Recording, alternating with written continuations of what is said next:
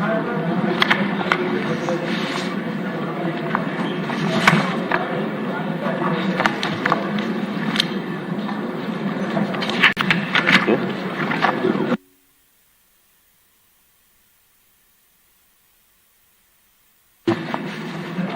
సభ్యులందరికీ నమస్కారం అండి. 16వ శాసనసభ 6వ సమావేశానికి వచ్చేసినటువంటి సభ్యులందరికీ స్వాగతం, సుస్వాగతం. ఈ తీర్మానం ప్రవేశపెట్టే ముందు నాకు చిన్న విన్నపం అండి. సభలో చర్చించే అంశాలపై సభాపతి స్థానంలో ఉన్నవారు సాధారణంగా తమ అభిప్రాయాలను వ్యక్తం చెయ్యరు. కానీ ఈనాటి సమావేశం ప్రాముఖ్యత దృష్ట్యా ఒక సగటు తెలుగువాడిగా నా ఆవేదన, అభిప్రాయాలు పంచుకోదలిచాను. 5.5 కోట్ల మంది ఆంధ్రులు ఆకాంక్షలను ఈ పవిత్రమైన సభ ఒక ప్రతిరూపం. ఈరోజు ఈ సభ మన రాష్ట్ర ప్రగతికి ఎదురయ్యే సవాళ్లను శాశ్వతంగా తొలగించే యజ్ఞం జరగబోతుందని నేను భావిస్తున్నాను. ఈ పవిత్ర యజ్ఞంలో భాగస్వాములయ్యే భాగ్యం మనందరికీ లభించింది. 2014లో నడి సముద్రంలో చుక్కాని లేని నావలాగా కొట్టుకోమిట్లాడుతున్నటువంటి నూతన రాష్ట్రాన్ని తీరం చేర్చే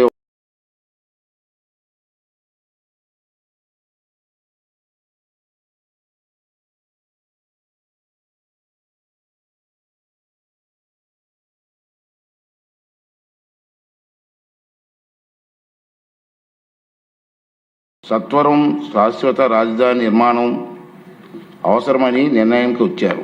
అత్యంత ప్రజాస్వామ్య పద్ధతిలో అందరినీ సంప్రదించి భౌగోళికంగా రాష్ట్ర కేంద్ర బిందువు అయిన అమరావతిని రాజధానిగా అభివృద్ధి చేయాలని ఆ రోజు నిర్ణయించడం జరిగింది.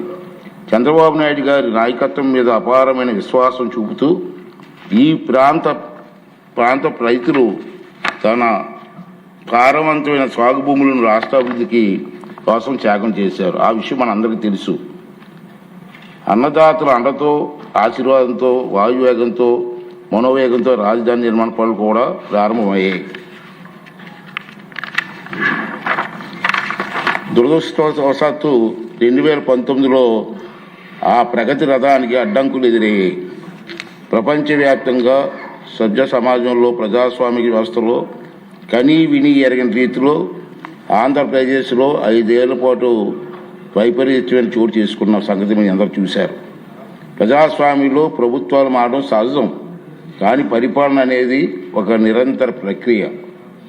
ప్రభుత్వాలు మారినప్పుడల్లా గత ప్రభుత్వాలు చేపట్టిన పనులు కొనసాగుతూనే ప్రజలకు మరింత సేవలు చేయడానికి కొత్త ప్రభుత్వాలు విధానాలు ప్రవేశపెట్టడం సహజంగా మనం చూస్తూ ఉంటాం.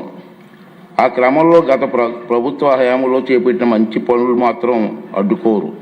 కానీ అందుకు భిన్నంగా 2019 వరకు పాలకులు తమ చేతికి కొబ్బరికాయ దొరికినట్టు, తన చేతికి అన్నాను, వేరే అనలేదు.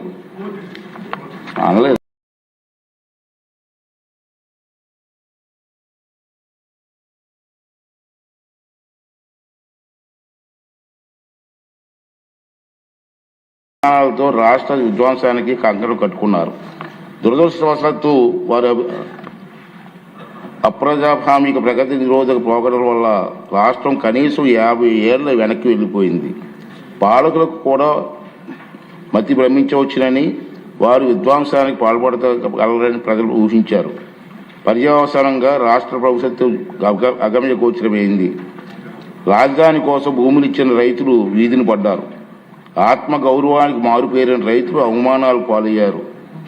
ఎందరో ప్రభుత్వ హింసకు బలయ్యారు. అలాంటి దురదృష్టకర పరిస్థితులు పునరావృతం కాకుండా రాష్ట్ర బంగారు భవిష్యత్తు తిరుగులేని పునాదులు వేయడానికి ఘనమైన చారిత్రక వారసులు గల అమరావతి నగరాన్ని శాశ్వత రాజధానిగా శిలాక్షరాల్లో లిఖించవలసిన అవసరం వచ్చిందని ఈ ప్రజాప్రభుత్వం నిర్ధారణకు వచ్చింది.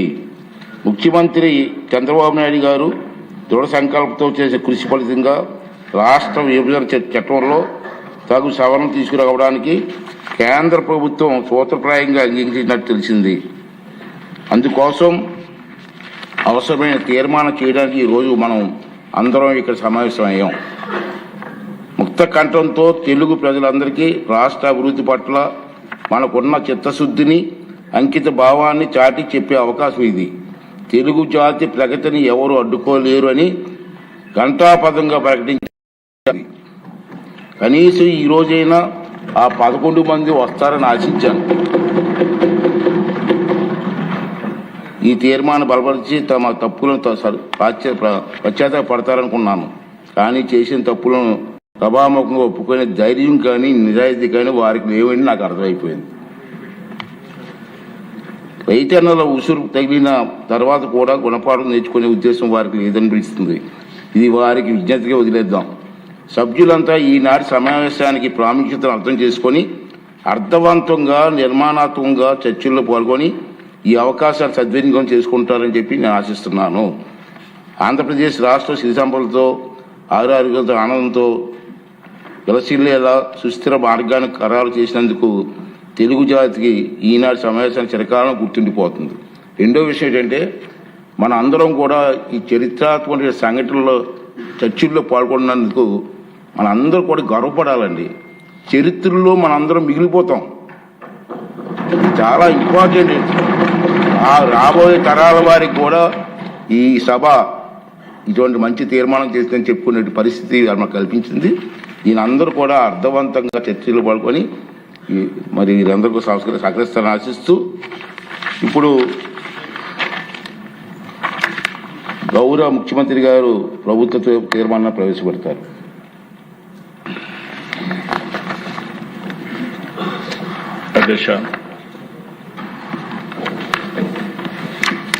ఆంధ్రప్రదేశ్ రాష్ట్ర సమగ్ర అభివృద్ధి కోసం అమరావతిని రాష్ట్ర రాజధానిగా గుర్తిస్తూ స్పష్టమైన, స్థిరమైన నిర్ణయంతో ముందుకు సాగడం అత్యవసరమని అభిప్రాయపడుతున్నాం.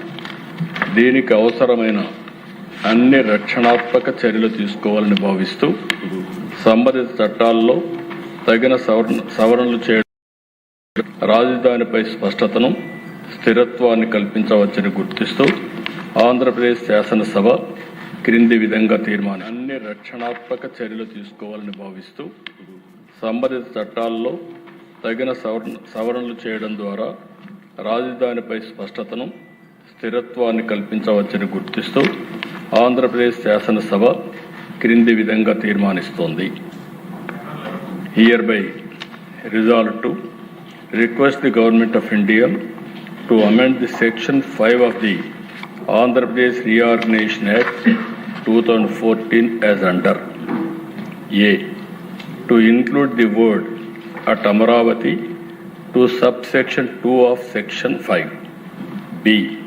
To add the words and Amaravati includes the capital city areas notified under Andhra Pradesh Capital Region Development Authority Act 2014 to the explanation to Section 5. ఈ తీర్మానాన్ని చర్చించి దీన్ని బలపరచవలసిందిగా, సంప్రదించవలసిందిగా అందరినీ కోరుకుంటూ సెలవు తీసుకుంటాం. ముందుగా ముఖ్యమంత్రిగా ప్రవేశపెట్టిన తీర్మానంపై మన మినిస్టర్ గారు నారాయణ గారు మాట్లాడతారు. అధ్యక్ష, రాష్ట్రం ఎలా విడిపోయిందో అందరికీ తెలిసిందే.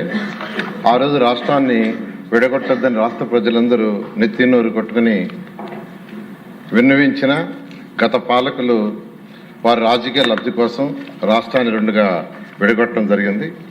అయితే కంబైన్డ్ స్టేట్లో ఉన్న రాజధాని హైదరాబాదు, తెలంగాణ ఉండటం వల్ల అది తెలంగాణలోకి ఉండిపోయింది. అయితే మన రాష్ట్రానికి రాజధాని అంటూ లేదు. అయితే రీఆర్గనైజేషన్ యాక్ట్ 2014లో 10 సంవత్సరాల వరకు హైదరాబాద్ని రాజధానిగా ఉంచుకోవచ్చని పెట్టడం జరిగింది. అయితే గౌరవనీయ ముఖ్యమంత్రి గారు ప్రజల దగ్గరుండి పరిపాలన చేయాలనే ఉద్దేశంతో వెంటనే రాజధాని కట్టాలనే ఉద్దేశంతో ప్రతిపాదించి నిర్ణయించడం జరిగింది. అయితే రాజధాని ఎక్కడనే దానికి శివరామకృష్ణ కమిటీని కేంద్ర ప్రభుత్వం ఆ రోజు టెక్నికల్ కమిటీని పెడితే వాళ్ళు ఈ రాష్ట్రంలో ఉన్న అన్ని జిల్లాలని పోయి అందరి అభిప్రాయాలు తీసుకొని వాళ్ళు రిపోర్ట్ ఇవ్వడం జరిగింది. ఆ రిపోర్ట్లో ముఖ్యంగా అనేక మార్గాల్లో వాళ్ళు తీసుకున్న రిపోర్ట్లో 5,380 మంది దగ్గర అభిప్రాయం సేకరిస్తే ఈ అభిప్రాయంలో ఎక్కువ మంది అంటే 11,156 మంది విజయవాడ గుంటూరు మధ్య క్యాపిటల్ సిటీ ఉంటే బాగుంటుంది ఇవ్వటం, విజయవాడ దగ్గర 663 మంది, విశాఖపట్నం దగ్గర 507, గుంటూరు దగ్గర 372, కర్నూలు 360, ఒంగోలు 265, రాజమండ్రి 139, తిరుపతి 113, దొనకొండ 116 మంది, మిగిలిన డిఫరెంట్ ప్లేసుల్లో 1037 మంది అభిప్రాయం వెలువిచ్చారు అధ్యక్ష. ఎక్కువ మంది వెలువచ్చింది విజయవాడ గుంటూరు మధ్య క్యాపిటల్ సిటీ ఉండాలని నిర్ణయించడం. అయితే శివరామకృష్ణ కమిటీ రాష్ట్ర ప్రభుత్వాన్ని నిర్ణయించమని ఫైనల్గా దాంట్లో చెప్పడం, గౌరవనీయ ముఖ్యమంత్రి గారు అన్నీ ఆలోచించి రోడ్డు మార్గము, రైలు మార్గము, విమాన మార్గాలు, అదేవిధంగా ఓడరేవులు దగ్గరగా ఉండేటట్టుగా, అదేవిధంగా ఉత్తరాంధ్రలో చివరి జిల్లా అయిన శ్రీకాకుళంకి, అదేవిధంగా రాయలసీమలో చివరి జిల్లా అయిన అనంతపురంకి సమదూరంలో ఉండేటట్టుగా గుంటూరు, కృష్ణ ఈ 2 జిల్లాల మధ్య అమరావతి రాజధానిని నిర్ణయిస్తామని సెప్టెంబర్ 4, 2014 అసెంబ్లీలో ప్రకటన చేయడం జరిగింది అధ్యక్ష.